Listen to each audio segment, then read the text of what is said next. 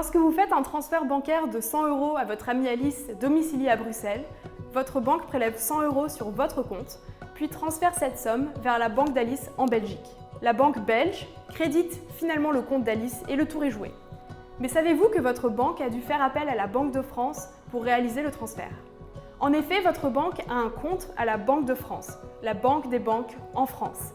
La banque d'Alice, elle, a un compte à la Banque nationale de Belgique, qui est la Banque centrale belge. Votre banque va donc demander à la Banque de France de débiter son compte et de transférer l'argent sur le compte de la Banque d'Alice à la Banque nationale de Belgique.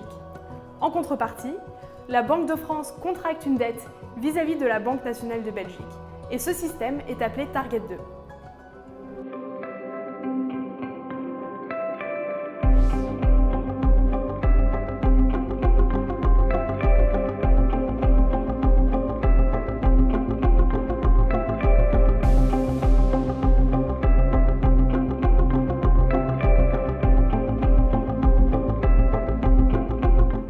Les banques centrales passent leur temps à faire des transferts vers d'autres banques centrales de la zone euro et à en recevoir.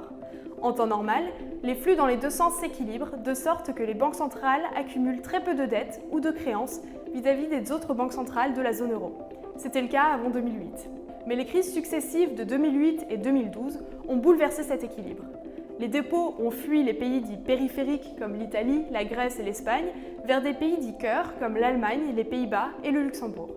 Dans l'autre sens, les banques du cœur de la zone euro ont cessé d'accorder des prêts aux pays périphériques et ce sont les banques centrales qui ont pris le relais.